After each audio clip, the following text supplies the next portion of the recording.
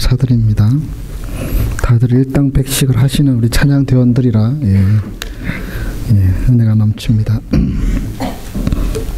사도행전 3장 보면 그 성전 미문에서 걷지 못하는 사람이 앉아서 구걸을 하고 있었는데 베드로가 예수의 이름으로 선포했고 일어나고 또 회복되는 역사가 있었던 것을 우리는 기억합니다. 우리는 예수님의 이름으로, 예수님의 이름의 능력으로 살아가는 주님의 제자들인 줄 믿습니다. 오늘은 우리 옆 사람에게 그렇게 축복하기 원합니다. 예수님의 이름으로 승리하십시오. 이렇게 축복하기 원합니다.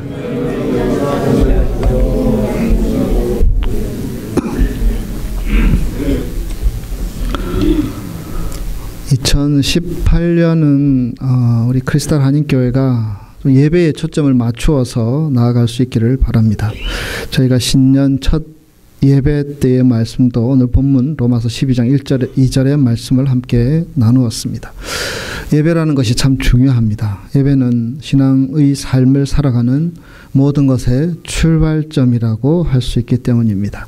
그래서 예배가 회복이 되면, 예배를 제대로 드리면, 예배를 하나님께서 받으시는 예배로 드리면 우리의 신앙도 제대로 설 수 있습니다.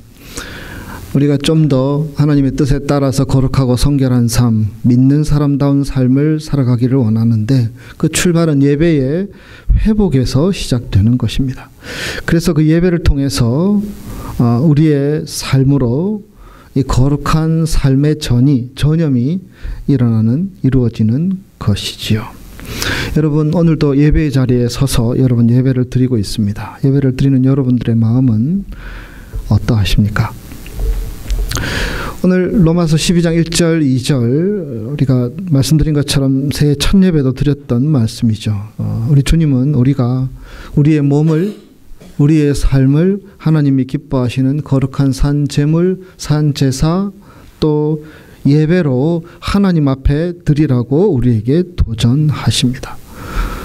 우리가 드리는 이 예배의 시간뿐만 아니라 우리의 삶 전체를 하나님이 기뻐하시는 산 제물, 제사, 예배로 드리라는 도전입니다. 그런 도전 앞에서 사람들은 어쩌면 머뭇거리게 되고 부끄러움이 있는 것을 보게 됩니다. 실제로 우리의 삶의 모습을 주님 앞에 다 내어놓으면 이 시간 우리가 앉아있고 예배하고 찬양하고 기도하지만 실제로 우리가 살아가는 삶의 자리로 돌아가 보면 참 하나님 앞에 내놓기가 민망스러운 부끄러운 것들이 분명히 있지요. 신앙생활을 오래 했지만 삶의 변화가 많이 일어나지 않고 현실의 여러 가지 문제들로 인하여서 신앙도 흔들리기도 하는 것이 우리의 모습일 때가 있습니다. 처음 신앙생활을 시작했을 때에는 더 열심히 하지 못해서 안타까운 마음도 있지만 세월의 흐름 속에서 신앙생활에 익숙해지는 것들이 많이 있다 보니 이제는 그 익숙해져 있는 모습들, 그러나 자라가지 못하는 그 모습이 우리의 모습으로 머물러 버리기도 합니다. 안주해 버린다는 것입니다. 그러나 여러분, 기독교 신앙이라는 것은 결코 그렇지 않습니다. 기독교 신앙이라는 것은 결코 무기력한 것이 아닙니다. 기독교 신앙은 예수님께서 우리에게 생명을 주셔서 그 생명을 얻어서 시작되는 것이고요.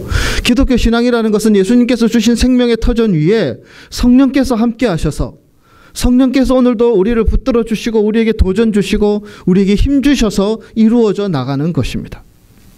그래서 기독교 신앙이라는 것은 결코 무기력한 것이 아니라는 것입니다.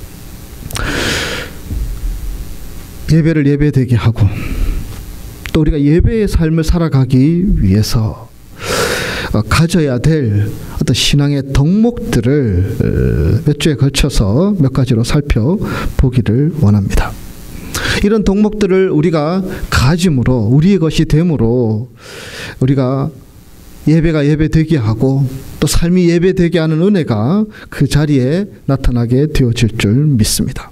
우리가 예배의 삶을 드리기 위해서 가져야 할 자세, 덕목, 첫 번째는 두려운 마음, 두려움입니다.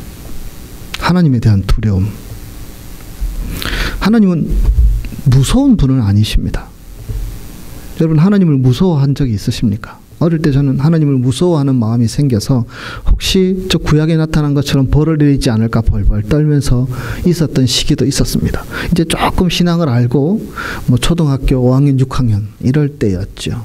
근데 가르쳐 주셨죠. 우리 전도사님이 가르쳐 주시고 해서 이렇게 벌벌 떨 필요가 없어. 우리 죄를 다 용서해 주셨고 또 우리와 함께 하시고 우리에게 격려하신 하나님의 그 사랑들을 가르쳐 주셨고 그것으로 이겨냈던 기억들이 있습니다.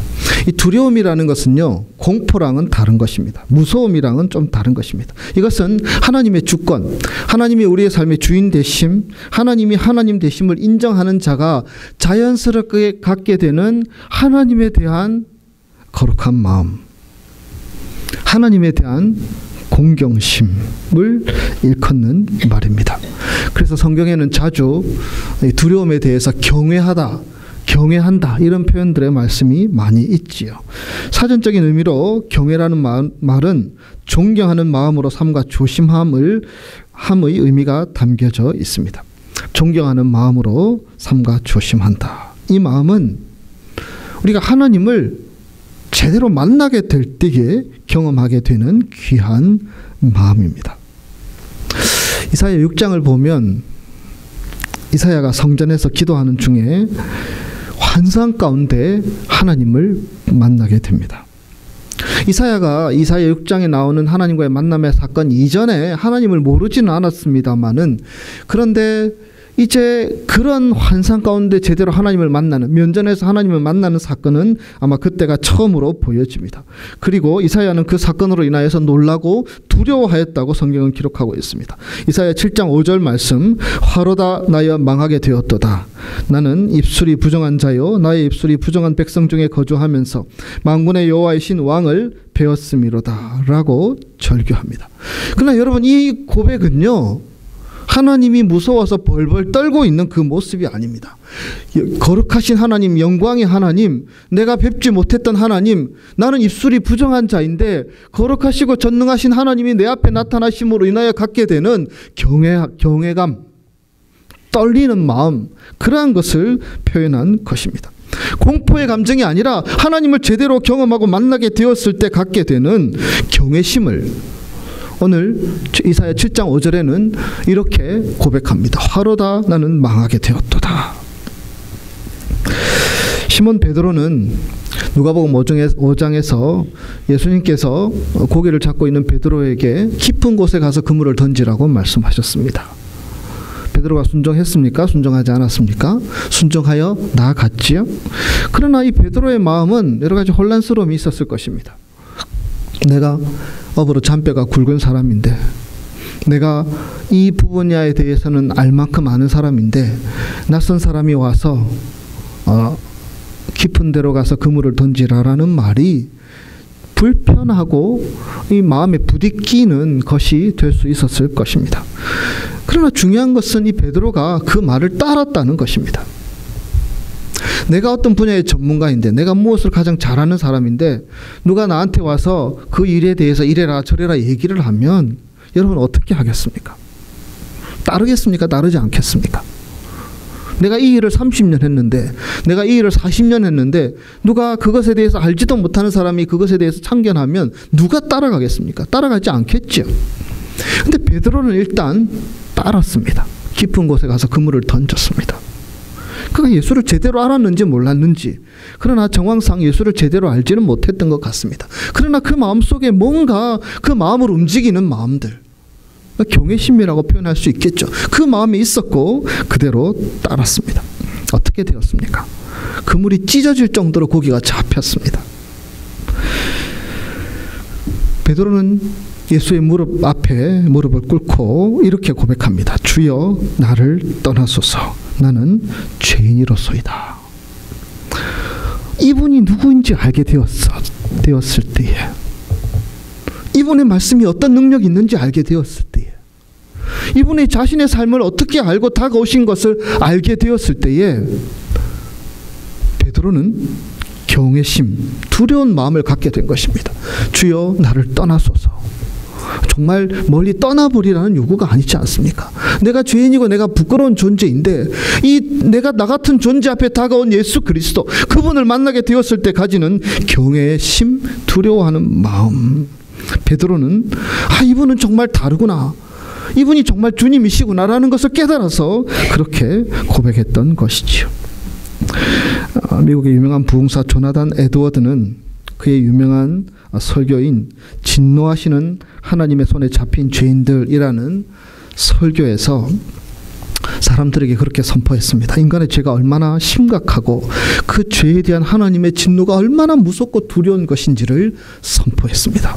그 설교를 들은 사람들은 마치 사도행전에 나타나는 사도 베드로가 설교했을 때 수많은 사람들이 우리가 어찌할꼬 회개하며 돌이키며 그렇게 하나님 앞에 나아갔듯이 그 당시 조나단 에드워드의 설교를 들었던 수많은 사람들이 마음의 찔림을 받고 두려워하는 마음으로 하나님 앞에 나아갔습니다. 그 두려움은 공포심이 아닙니다. 공포심이었다면 하나님으로부터 멀리 떠나려고 하겠죠. 그러나 그들은 그 말씀의 두려움 앞에 두려움으로 하나님 앞에 나아갔고요. 말씀을 들었고요. 말씀을 깨닫게 되었고요. 하나님의 구원의 길을 찾기 시작했던 것입니다. 여러분, 두려움과 공포는 같아 보이지만 결코 같은 것이 아닙니다. 요즘 세계 곳곳에서 테러들이 자꾸 일어나죠.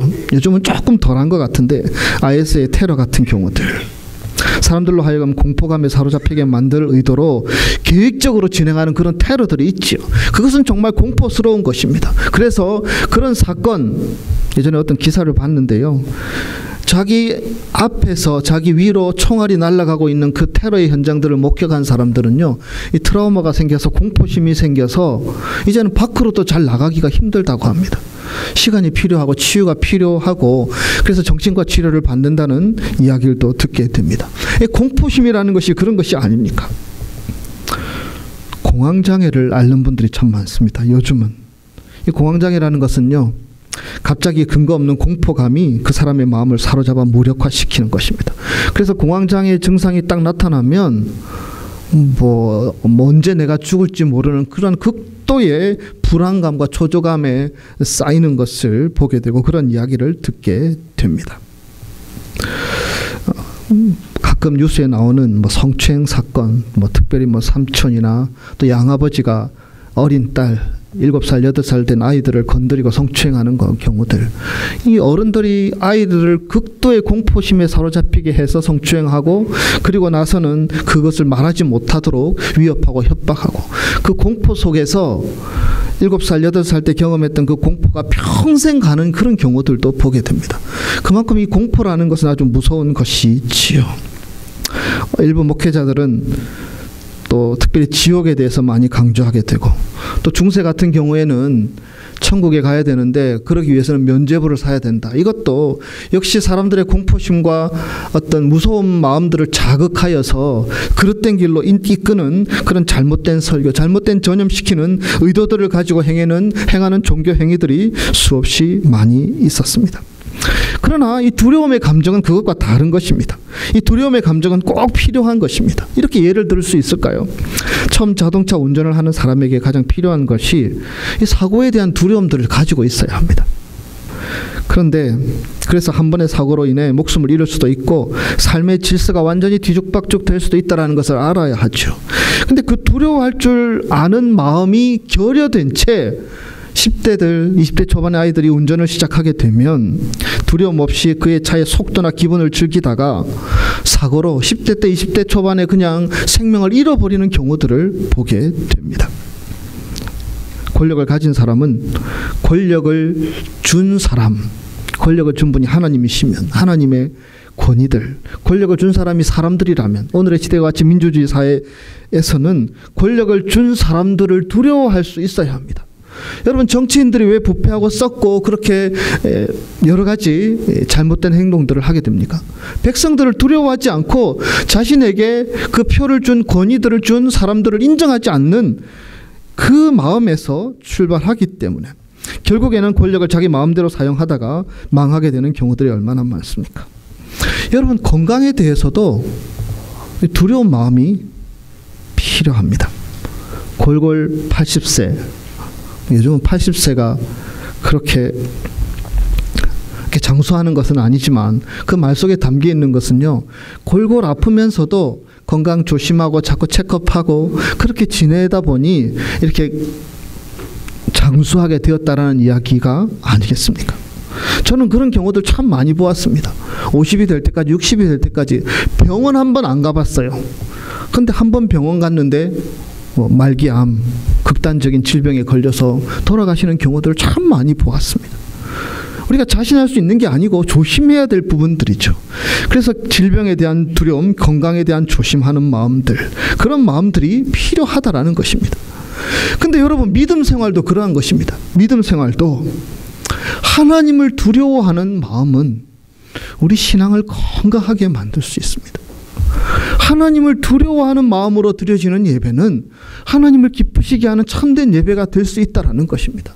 하나님을 두려워하는 마음으로 살아가는 가정은 그 가정에 하나님이 주인 되심을, 하나님이 목자 되심을 인정하며 나아갈 수 있다는 것입니다. 하나님을 두려워하는 마음들, 그래서 자신은 죄인이며 심판을 받아야 될 존재이지만 하나님의 구원의 은혜, 하나님의 구원의 역사를 통하여서 우리를 구원하신 그 은혜도 기억해야 하고 감사해야 하지만, 그러나 우리는 언제나 하나님 앞에 부끄러운 존재이며 부족한 존재라는 것을 깨달아 늘 두렵고 떨리는 마음으로 나아가는 삶의 자세들, 이 하나님을 두려워하는 마음이 온전한 신앙을 출발하는 출발점이 될 수 있습니다. 그래서 여러분, 예수님을 소개했던 세례 요한의 첫 번째 설교를 아십니까? 첫 번째 외침을 아십니까? 회개하라는 것입니다. 회개하라는 마음 속에는 하나님을 두려워하라는 마음이 담겨져 있는 것이 아닙니까? 예수님은 어떻게 설교하셨습니까? 회개하라, 하나님의 나라가 천국이 가까웠느니라 선포하셨습니다. 자신을 돌아보고 하나님을 두려워하는 마음으로 나아가라는 하나님의 요구의 말씀입니다. 이 두려워하는 마음, 경외심은 무엇보다도 예배를 드리는 우리 예배자들에게 있어서 필요한 마음입니다. 특별히 예배자로 하나님 앞에 나아갈 때에 가지게 되는 그 마음의 자세를 성경에 나오는 두 가지 이야기를 통해서 함께 잠깐 살펴보기를 원합니다. 첫째로 요한복음 8장입니다. 요한복음 8장 1절에서 11절 말씀에는 간음하다가 남편이 있는, 아내가 있는 남자와 관계를 가지다가 현장에서 잡힌 여인의 이야기가 등장합니다. 여러분, 이 이야기 아시지 않습니까? 유대 법으로는요, 아직도 이런 어떤 성적인 차별들이 있었던 시대라 현장에서 잡힌 여인은 어떻게 되는지 아십니까? 돌로 쳐서 죽여야 합니다. 이것이 자연스럽고 마땅한 것이었습니다. 그만큼 그 현장에서 잡힌 그 여인에게는 중죄로 다스려질 상황입니다. 바리새인과 서기관들은 그 여인을 누구에게 데려갑니까? 예수님 앞에 데려갑니다. 이 여인을 정죄해야 하겠지만 예수님을 시험하고자 하는 의도로 그들은 이 여인을 데리고 예수님 앞에 나아갑니다. 예수님은 어떻게 해야 할지를 묻는 서기관들, 바리새인들의 질문 앞에서 한참 기다리시다가 누구든지 죄 없는 사람이 먼저 돌로 치라 말씀하셨습니다. 누가 돌을 쳤습니까?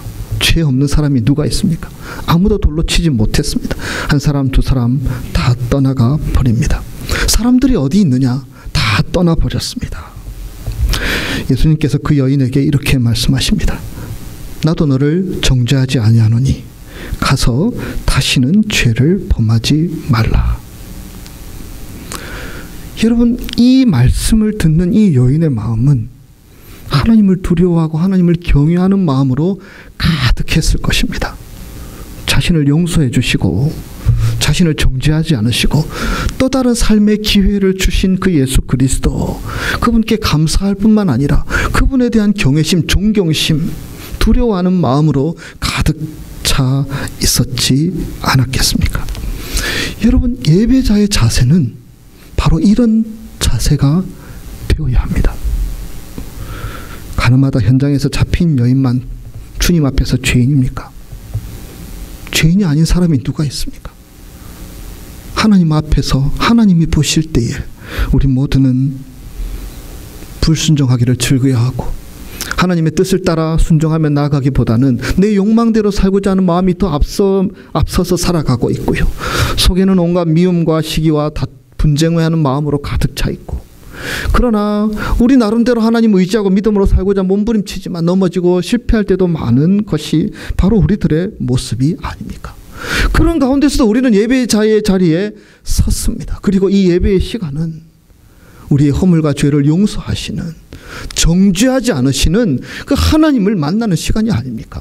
예수 그리스도께서 십자가에서 우리의 죄와 허물을 다 짊어지시고 그 십자가의 고초를 당하신 그 은혜로 인하여서 우리의 죄가 깨끗하여지며 우리의 허물이 정결하여지는 은혜를 맛보는 시간이 바로 이 예배의 시간이 아니겠습니까? 우리가 예배자로 나아가면서 나도 저 가늠하다 현장에 잡힌 여인과 똑같은 죄인인데 나를 용서하시고 나를 받아주신 하나님, 나를 정죄하지 않으시고 또 다르게 기회를 주신 그 하나님 앞에서 두려워하는 마음으로, 경외하는 마음으로 예배드리는 것이 마땅한 줄 믿습니다. 또 한 가지 이야기는 요한복음 20장에 등장하는 사건입니다. 거기에는요, 예수님께서 부활하셨습니다. 부활하신 예수님을 만나러 갔던 막달라 마리아. 그런데 무덤은 열려 있고요, 예수님의 시신이 없는 것을 발견하게 됩니다. 아마 제가 막달라 마리아가 아니라 그 마음을 알지 못하지만 예수님께서 부활에 대한 말씀을 주셨고 그것에 대한 일말의 기대감이 있었을지도 모릅니다. 어쨌든 거기 가서 무덤이 열려있는 것을 보고 들어갔는데 시신이 없습니다. 절망의 상황입니다. 그래서 그 마리아는 그곳에서 울고 있었습니다.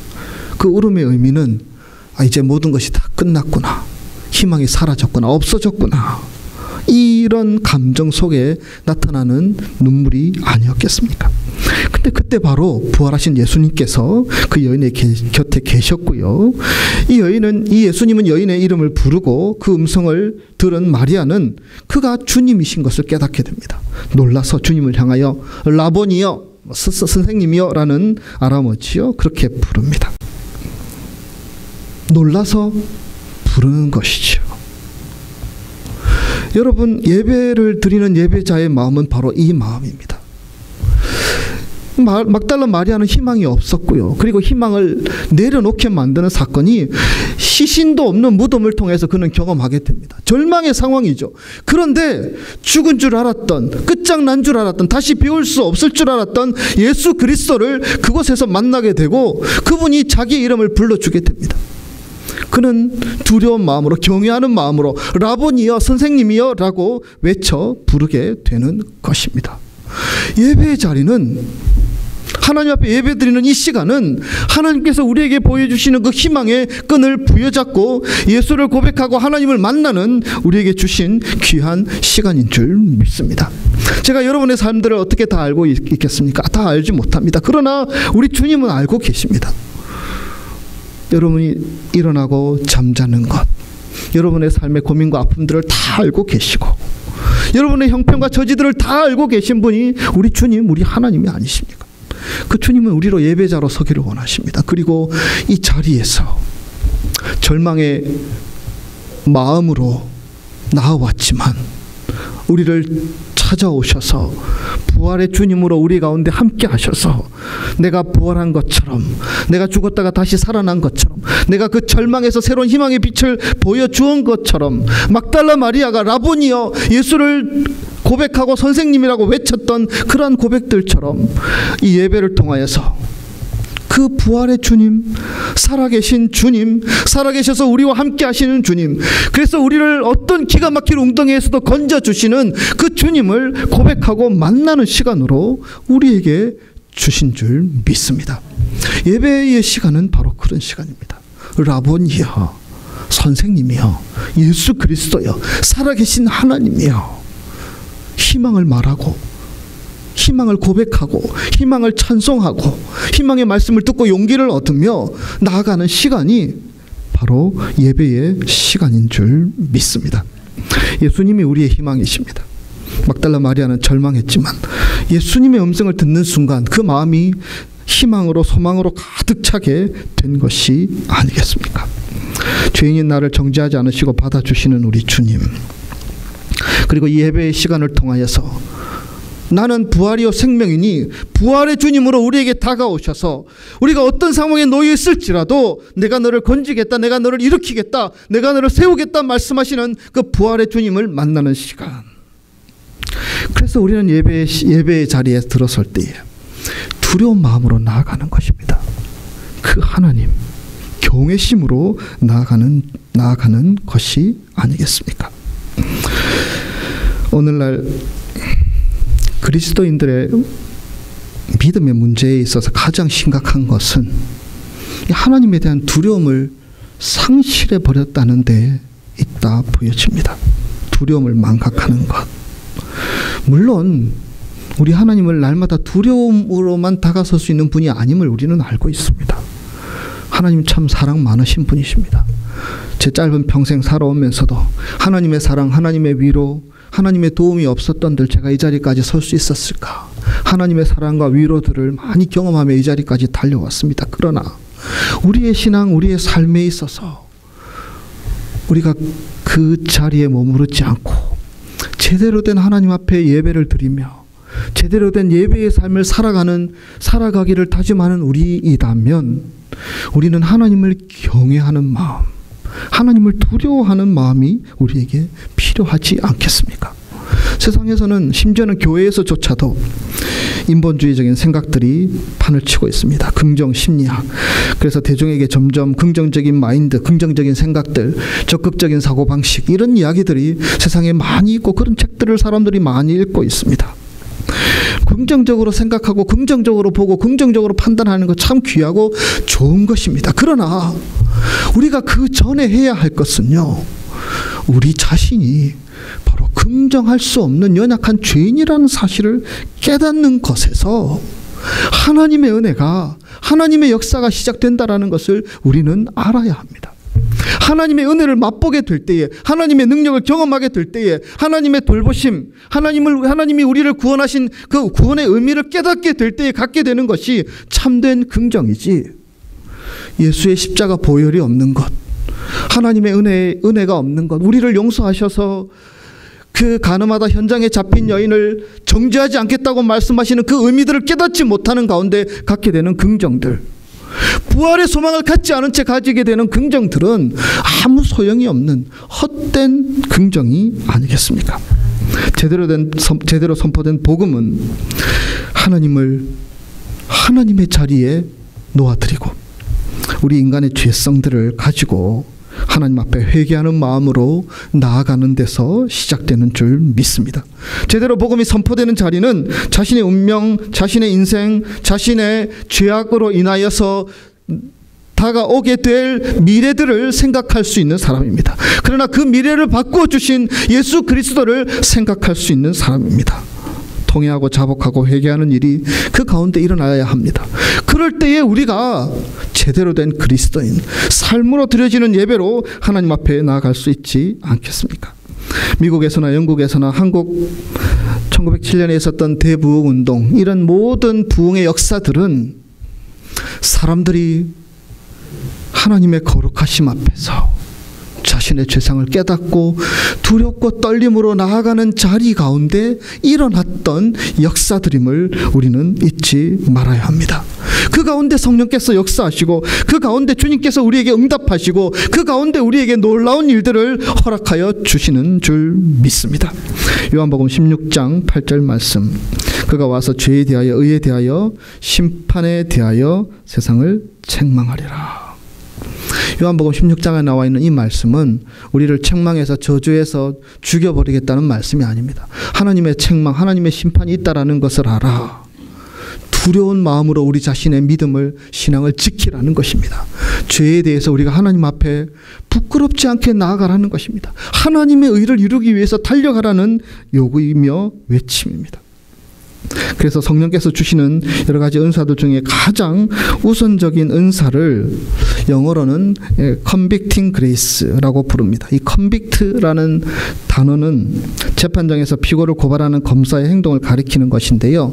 이 convicting grace 하면 죄를 고발하는 은혜라는 의미가 담겨져 있습니다. 성령께서 우리에게 원하시면 우리는 우리의 죄를 하나님 앞에 고발하며 나아가는 것입니다. 그때 우리는 두려움을 가질 수 있습니다. 경외심을 가질 수 있습니다. 회개하는 마음을 가질 수 있습니다. 돌이킬 수 있는 마음을 가질 수 있다라는 것입니다. 오늘 예배드리는 저와 여러분 구원받은 하나님의 백성들인 줄 믿습니다.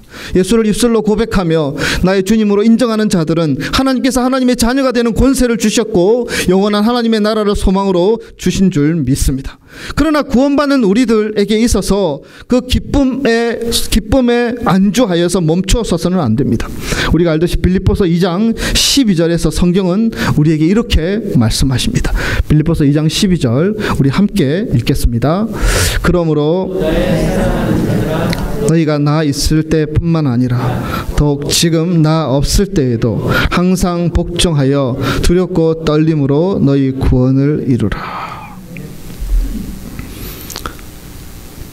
여러분 두려워하는 마음을 가지고 계십니까? 하나님을 두려워하는 마음, 경외하는 마음이 여러분 가운데 있으십니까? 오늘도 우리는 예배를 드리고 있지만 하나님을 두려워하는 마음으로 내가 예배를 드리고 있는지, 가늠하다 현장에 잡힌 그 여인, 그러나 그런 죄까지도 용서해 주시는 하나님의 은혜를 알아서 그 큰 용서가 있는 하나님 앞에 두려움으로 나가고 있습니까? 우리에게 부활의 소망을 주신 예수 그리스도, 어떤 절망의 상황에서도 우리에게 희망을 얘기할 수 있도록 은혜를 주시고 우리를 우리 힘으로가 아니라 성령의 도우심으로 승리하게끔 우리에게 희망을 말하고 고백할 수 있도록 인도하시는 주님의 은혜, 그 주님의 은혜를 바라보며 두려워하는 마음으로 예배자로 서 계십니까? 오늘 빌립보서 말씀에서는 우리로 항상 복종하여 두렵고 떨림으로 너희 구원을 이루라, 완성하라, 그렇게 요구하고 계십니다. 하나님을 진정으로 두려워하게 될 때에 우리는 겸손할 수 있습니다. 그리고 그 겸손의 자리에 하나님은 역사해 주실 줄 믿습니다.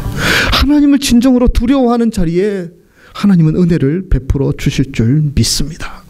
그 은혜는 세상적인 방법의 은혜가 아니라 하나님의 방법으로 우리의 삶을 이루어 주시고 열매 맺게 하시고 인도하여 주시는 은혜인 줄 믿습니다. 세상 속에서 우리가 고되게 살아가고 있지만 우리가 다시 한 번 더 이 예배라는 단어에 주목할 수 있기를 원합니다. 하나님을 두려워함으로 예배할 수 있는 사람, 그리고 우리 일상에서도 돈의 문제, 권력의 문제, 세상의 문제, 질병의 문제, 나를 힘들게 하고 어렵게 하는 많은 사람들, 그것을 두려워하는 것이 아니라 하나님을 두려워함으로 우리에게 주어진 인생을 살아가게 될 때에 우리가 두려워하는 그 하나님의 은혜가 이 세상에서 우리를 두렵게 만드는 모든 것들을 쓸어버리시고 하나님의 풍성한 은혜의 자리로 우리를 인도하여 주실 줄 믿습니다. 하나님을 경외하는 자, 하나님을 두려워하는 자, 하나님이 기뻐하시는 산 제물로 우리의 예배를 드릴 수 있는 자, 바로 저와 여러분의 삶이 되시기를 주님의 이름으로 축복합니다. 기도하겠습니다.